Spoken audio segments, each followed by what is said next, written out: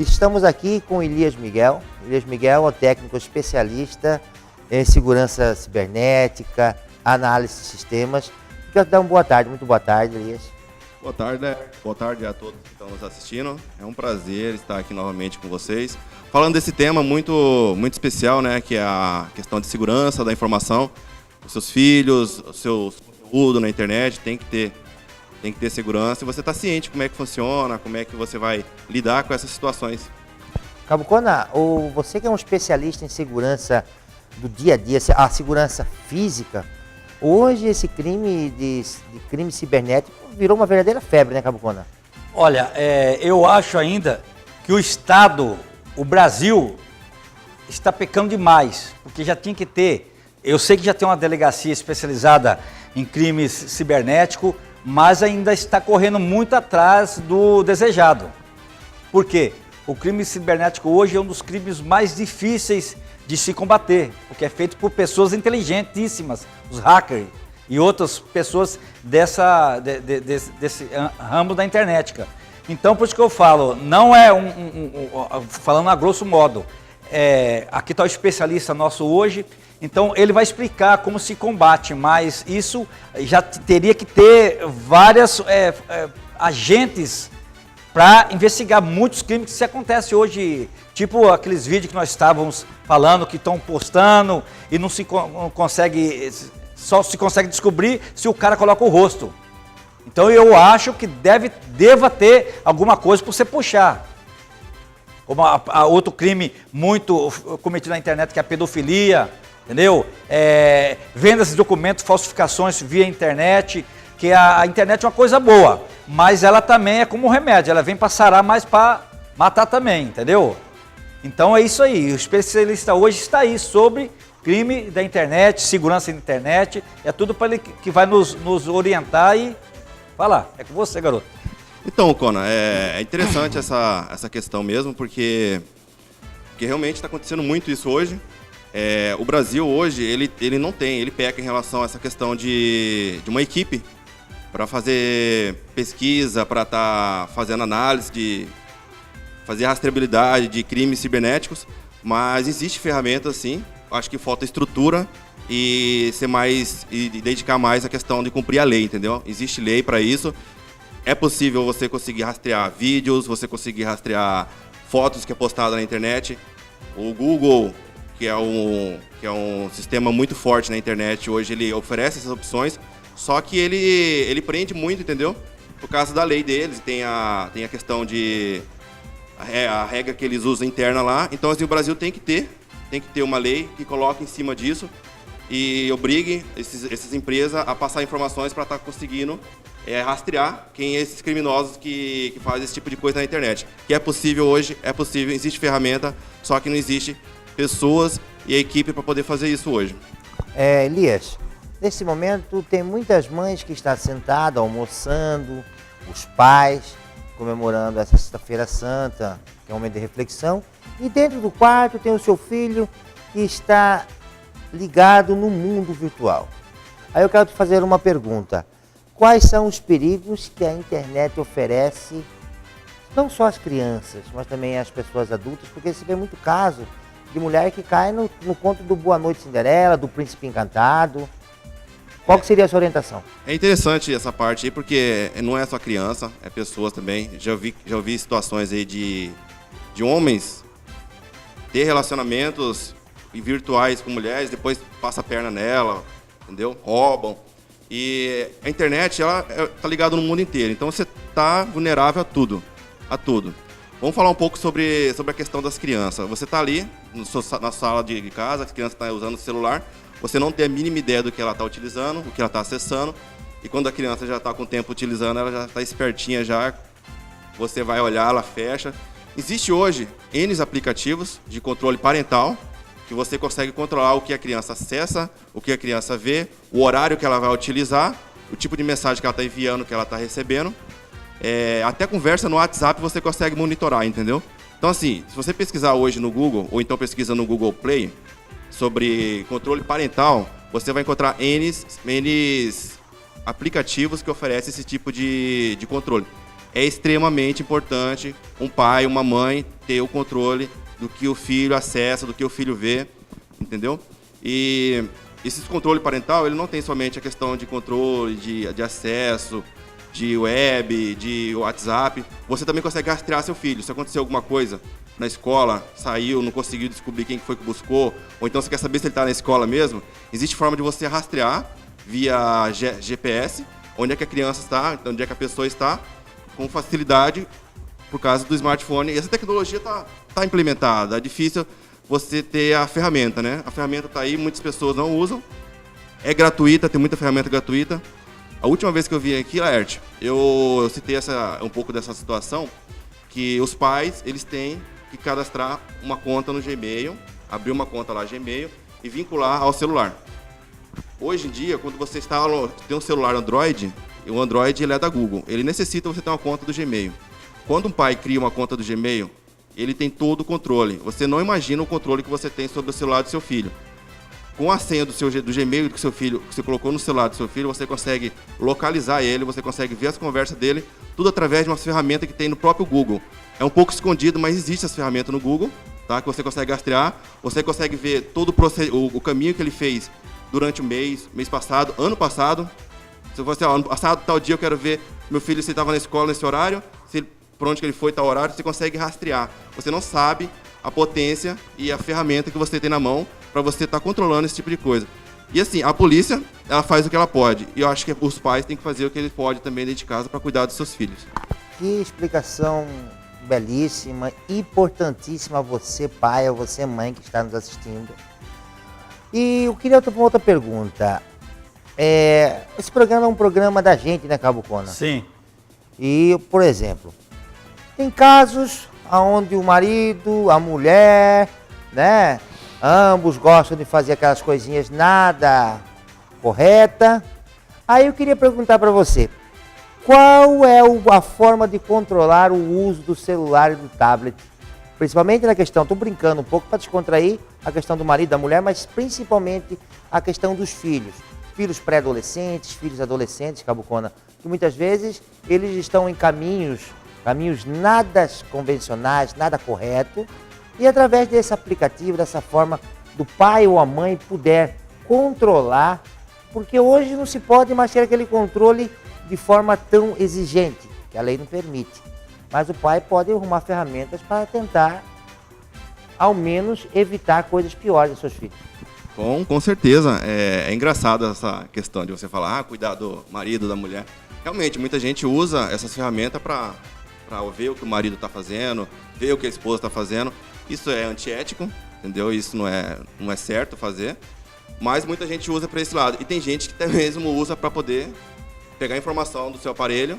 Então, assim, para você fazer esse rastreamento, você conseguir verificar, você tem que ter o aparelho da pessoa, do seu filho, no caso, entendeu? E ter o seu aparelho, que seria o seu aparelho dos pais. Você instala um aplicativo dentro do aparelho do filho, faz a comunicação com o aparelho do pai, entrega o aparelho para o filho, pronto. Através do aparelho do pai, você tem acesso a tudo, entendeu? Então, assim, você consegue definir qual horário que você quer que ele acesse a internet. Acho engraçado, uma vez eu vi um comentário de um pai no aplicativo, falou assim, o filho falou para ele assim, eu odeio esse aplicativo, porque na hora que eu tô mexendo, na hora que eu tô jogando, na hora que eu tô fazendo as coisas, de repente ele bloqueia e eu tenho que parar de mexer. Você consegue bloquear tudo no celular.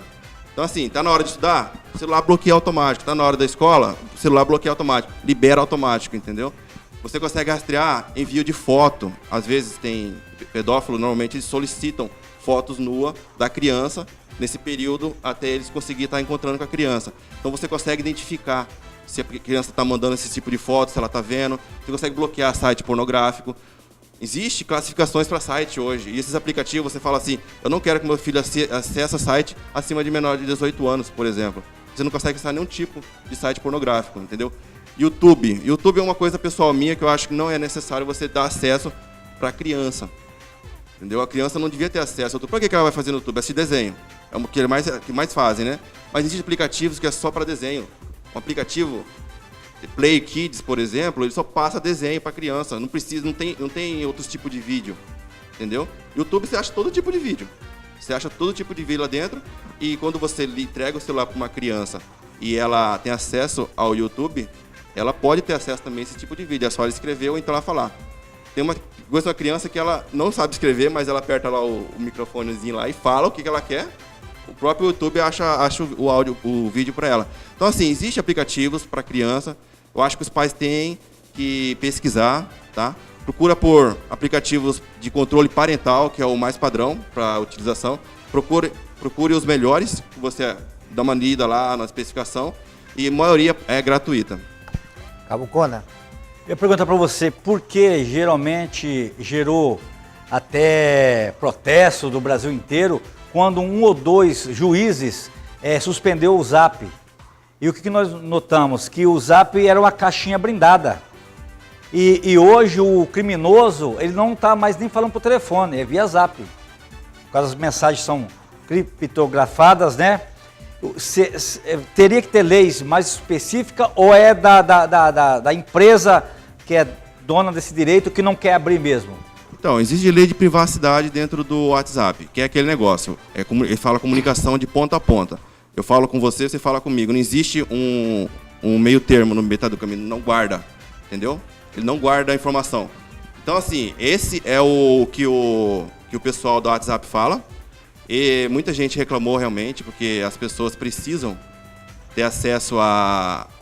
Usa o WhatsApp para trabalhar, usa o WhatsApp para comunicar com a família. Então, quando é bloqueado, as pessoas vão fazer protesto, vai achar ruim. As pessoas não querem que você saiba o que ela está fazendo. Mas eu acho, no meu ponto de vista, isso aí é questão do Brasil ter uma lei e ser rígida com o WhatsApp, entendeu? E definir que eles têm que guardar dados de comunicação e quando for necessário a Polícia Federal ter acesso, eles disponibilizar isso. Isso é questão de lei, que é possível fazer isso, é possível sim. É porque hoje todo bandido já não se fala mais por telefone. É só via Zap e, como você disse também, e voltando àquele assunto lá, Laerte, que o Brasil tinha que investir mais em delegacias virtuais, até também eu acho que não vão investir, porque eu acho que um profissional dessa área já não ia ganhar também como um policial normal. Já teria que ganhar muito, muito melhor, né? Então... Realmente existe, né, um núcleo de inteligência do Brasil que faz esse tipo de trabalho, só que é pequeno. Eu acho assim que cada estado, o município teria que ter um núcleo para poder fazer esse tipo de... Porque hoje é tudo pela internet. Hoje você pode pegar seus dados e depois ameaçar você para poder distribuir seus dados por alguma coisa. E como estava falando do WhatsApp, os bandidos eles querem o WhatsApp por quê? Porque não tem como rastrear. A lei que o WhatsApp tem ajudam eles, entendeu? Ajudam eles a estar cometendo crime usando o WhatsApp para usar entre um e o outro e comunicando. Mas o Brasil deveria ter uma lei mais rígida e definir que só entra aqui dentro do Brasil aplicativos que oferecem histórico de conversa, entendeu? E vamos voltar para a entrevista com o Elias Miguel, especialista em tudo que se torna digital, crimes digital, como que você pode controlar seu filho. Estamos aqui com um especialista, analista de sistema e especialista em segurança cibernética. Elias, como controlar a internet da sua casa? É uma pergunta hoje que questiona, porque os filhos, Elias, eles muitas vezes, o pai vai lá, contrata o serviço Wi-Fi, um exemplo, 50 megas, 50 kbs, eu não entendo, mas o filho deixa de estudar, o filho deixa de comer, porque hoje se tornaram uma nova doença, que é o videogame, né? Pois hoje tá viciante mesmo a internet, o mundo gira ao redor da internet, né? Mas é interessante essa questão porque eu acabei de dizer para vocês aqui algumas formas de você controlar o acesso do celular ou tablet do seu filho através de aplicativos, mas quando você tem um Wi-Fi dentro de casa, você tem uma ferramenta e você não sabe. Os roteadores Wi-Fi, eles, quando é instalado na sua casa, a operadora, eles deixam o manual, eles deixam o usuário e a senha para você estar acessando o sistema dentro do roteador. Então, assim, lá dentro do roteador, normalmente, os roteadores que estão vindo hoje, eles têm o controle parental, entendeu? Se você vê o manual, ele explica para você como é que você vai fazer isso. Se você não tiver algumas dúvidas, se o manual for em inglês ou outro tipo de coisa, você consegue pesquisar isso no YouTube, eles explicam. Então, assim, existe um sistema chamado Firewall, que bloqueiam portas para evitar ataque cibernético dentro do seu roteador, tá? E outra coisa interessante é que eles têm um controle de parental, que é o quê? Você define, você aponta o celular do seu filho, você define quais são os sites que eles podem acessar pelo roteador mesmo, você não precisa mexer no celular da criança, você não precisa mexer no tablet da criança, você pode bloquear também até computador, notebook, entendeu? Fala assim, ó, esse notebook aqui só vai acessar esse tipo de site, esse tipo de site. Esse notebook, esse celular só vai acessar nesse horário até esse horário. Então você tem essa ferramenta em casa, todo mundo que tem Wi-Fi tem essa ferramenta. Se por acaso você não tem ainda, não tem o manual, você entra em contato com a operadora que te ofereceu esse roteador Wi-Fi e solicita a senha e o login. Eles são obrigados a te passar, porque é uma coisa sua. De preferência, vocês trocam a senha também depois que você acessar, porque quando uma pessoa tem acesso à sua rede Wi-Fi, e a senha normalmente é padrão, a senha do roteador é padrão para todos, então se ela entra na sua rede Wi-Fi, ela consegue acessar o seu roteador com uma senha padrão, e ela pode fazer muitas outras coisas lá, pegar dados seu e conseguir usar contra você. Por exemplo, você encosta um carro perto da sua casa, que tem acesso lá do seu Wi-Fi, a ver se o Wi-Fi não tem senha, ou conseguiu por outra pessoa a senha do seu Wi-Fi. Ela consegue acessar o roteador, instala um Trojan lá dentro do roteador e consegue captar tudo que rola dentro da sua rede, da sua casa, entendeu? Então, uma outra dica é alterar a senha do roteador e você conseguir controlar acesso também através do seu roteador de acesso do celular, de tablet e notebook. Olha que interessante essa dica do Elias. Quer dizer que o camarada para na porta da sua casa, não precisa entrar, Cabo Conda, para furtar. Não. O trem agora a coisa tá complicada. Quer dizer, o ladrão para na porta da sua casa, Cabo Conda, lá no seu apartamento, aqui com o celularzinho dele, pim, entrou. Instala um vírus dentro do seu roteador e vai embora. E o vírus vai mandar todas as informações para o e-mail dele, para um FTP dele. Senha de banco. Tudo que você fizer, foto, mensagem, isso aí acontece, isso é realidade, eu já vi, eu tô falando isso para você que eu já vi, entendeu?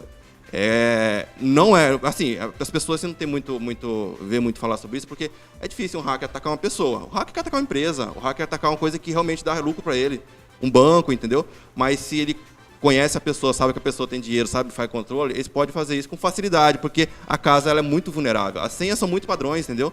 Uma dica que eu te dou é alterar a senha do seu roteador. Mesmo que você use uma senha do Wi-Fi boa, mas o roteador tem que ser uma senha só sua, não precisa ninguém saber, entendeu? Cabo Conda. Pesquisa recentemente realizada pela Unicamp de São Paulo, entre psicólogos, psiquiatras, deram o fim no estudo, finalizaram o estudo, que hoje com a internet hoje a todo vapor, criou-se uma instabilidade emocional por pessoas que estão se tornando doentes 24 horas na internet e está tendo suicídio. Isso é possível, o cara se fechar dos valores familiares, dos valores sociais. Então teve caso aí que o jovem morreu de embolia, porque ficou 24 horas na internet e quando levantou. Então isso está acontecendo e acontece. É viciante, né? É viciante, tudo que é viciante, faz mal para a pessoa. Realmente, quando você começa a mexer no computador, tem acesso à internet, a internet é infinita, parece que é infinito, né? Pra onde você vai, sempre tem um caminho diferente para você estar olhando, estar com curiosidade, e ali você não sai mais, e realmente acontece. Eu acho que como o tema hoje é essa questão de controle de acesso à criança, as crianças elas são muito mais vulneráveis a isso, entendeu? Então os pais têm que estar controlando esse tipo de acesso. É uma dica muito importante para o futuro do seu filho, para ele não ter esse tipo de problema futuramente, entendeu? Mas acontece, infelizmente está acontecendo. Você é uma pessoa que tem uma experiência ampla, vasta, nesse segmento de internet, de segurança digital. Qual que seria a dica sua pessoal, por exemplo? O pai começa a ver o filho, não porque as crianças você vai ter acesso direto, mas o filho adolescente, o pré-adolescente, ele começa a se trancar no quarto. Aí ele começa a se isolar. Qual que seria a sua dica para aquele pai, aquela mãe, que neste momento está nos assistindo e está enfrentando esse problema dentro de casa? Esse problema, no caso, não seria a questão de, você pode dizer assim, de acessar coisas erradas, mas sim ele está viciado. Ele está viciado ali dentro, não consegue sair, e os pais não sabem o que faz, entendeu? Hoje, o primeiro presente que os pais estão dando assim, para uma criança é um celular. Entendeu? Você tem que definir regras para o uso do celular, para o uso do computador. e colocar coisa para ele fazer também, ocupar o tempo dele, fazer natação, fazer karatê, jiu-jitsu, entendeu? Ocupar, fazer um futebol, jogar futebol com ele. Então você tem que ocupar. Os pais hoje não querem, os pais querem deixar a criança lá e ele fazer viver a vida dele. Então assim, é isso que acontece. Então você tem que puxar seu filho para sua vida e praticar esporte com ele, tirar ele um pouco da frente do computador, entendeu? Não é só proibir ele, deixar ele sem fazer nada, porque ele vai ficar deprimido, vai ficar sentindo falta daquilo, então você tem que ocupar o tempo dele com outras coisas. Cabo Cona assim, é um exemplo que o esporte está presente na vida do ser humano, faz bem à saúde, né? Hoje a parcela de esportista é uma parcela que aumentou bastante, até porque o esporte hoje, ele está 24 horas na mídia, qualquer esporte hoje, se você chegar em primeiro, atletas de ponta, você ganha dinheiro, é profissão. Mas voltando ao assunto da internet, o que eu notei hoje, e exemplo que eu tinha um netinho, que aí depois a mãe dele cortou, que o guri desde 1 ano, 2 anos, viciou no celular lá, e a gente nota que era uma maneira do pai deixar o guri não encher no saco. Cala a boca, tinha mais se dava um leite, uma chupeta, um brinquedo, hoje dá o celular pro guri. E o guri fica paradinho 2, 3, 4 horas, não enchia o saco de ninguém, só fica lá. Mas chegou um tempo que você tirava o celular, acabou, o guri já começava a espernear, e aí foi mudado essa situação. Então o que nós estamos vendo hoje, que o moleque, hoje nós mesmo, eu estou com 50 anos, sou do tempo antigo, entendeu? Eu sou do tempo ainda do gravador, vídeo cassete, dos radinhos japonês. E hoje eu não sei nem tanto mexer no celular. E hoje uma criança de 2, 3 anos está fazendo qualquer coisa. Esse dia mesmo precisa de um negócio lá, fui no moleque lá fora do prédio. Então eu acho importante nessa área digital, que o mundo hoje é digital, geral, e cada vez mais a tecnologia vai nos assombrar mais ainda, mas tem que ter regra, né? Se não tiver regra... Como você falou aí, os pais eles pegam, tá cansado, quer descansar, quer assistir o jogo de futebol, a mãe quer cozinhar, o filho tá ali chorando, larga o celular na mão, a criança fica quieta lá 2, 3, 4 horas, nem liga para a criança. Mas como eu disse, realmente isso aí futuramente vai dar muito prejuízo para a criança. E eu particularmente eu tô vendo que está nascendo uma era muito preguiçosa, tem tudo na mão, entendeu? Uma era que as crianças têm tudo na mão, não tem que correr atrás das coisas. Hoje a gente, na cidade aqui, a gente trabalhou para alcançar esse tipo de tecnologia e hoje as crianças que estão nascendo elas já têm essa tecnologia e não tem... No futuro, provavelmente, pelo que já está andando, não vai correr atrás de crescimento, vai querer viver naquela vida. Porque a tecnologia, ela veio para facilitar a vida da pessoa, entendeu? Ela veio facilitar a vida da pessoa. E cada dia mais as pessoas estão ficando mais acomodadas e isso vai provocar futuramente pouco crescimento em relação à tecnologia e ao desenvolvimento humano do país, né? Esse é o meu ponto de vista. Elias, eu quero agradecer a sua presença. Você veio hoje num dia de feriado, na sexta-feira, passou a sua tarde. Já almoçou? Ainda não, mas eu estava ouvindo falar de um peixe aí que você vai comer aí, eu tô de olho nele já, hein? Então você está convidado para almoçar. O peixe é pacu baiano. É o peixe feito pela Dona Gênesis. A gente está preparando lá um peixe baiano, mistura com pacu, muqueca, com leite de dendê. Misturou tudo, Cabo Cona. Mistura a cultura da Bahia com a cultura de Cuiabá. Vai demorar a passar, porque é baiano, peixe baiano. Não, desculpa, pessoal. Pessoal da Bahia aí, ó, tamo junto, entendeu? Eu sou de Baianópolis, entendeu? Eu sou baiano também. Então é isso aí. Mas o meu por enquanto tá dormindo, porque eu só vou almoçar lá para 4, 5 horas, mas daqui a pouco, a hora que chegar lá, já vou dar um jeito de acordar ele. Vamos assar um peixe, velho. Elias, eu quero lhe agradecer pela sua presença e dizer que a sua entrevista aqui foi de grande repercussão, de grande interesse ao telespectador. Por que repercussão? Porque pode ter certeza, nesse momento, os nossos telespectadores estão repercutindo, de ver a facilidade, os benefícios que a internet traz, mas também os perigos que ela oferece. Agradeço vocês aí pela oportunidade de estar aqui passando. Eu como profissional dessa área, eu sinto muito essa falta de conhecimento das pessoas em relação a esse tipo de serviço, entendeu? Agradecer a vocês todos aí e se alguém tiver dúvida, precisar de algum auxílio, eu estou à disposição, tá? É só estar me procurando e eu com todo prazer vou estar ajudando para crescimento desse nosso estado, desse nosso país. Muito obrigado. É isso aí, telespectador. São pessoas como o Elias, profissionais que hoje, plena Sexta-feira Santa, está aqui dando entrevista para levar até você informação, acima de tudo, orientação, para que você possa controlar melhor a internet, o tablet do seu filho, e você, jovem, também saber os perigos que a internet oferece.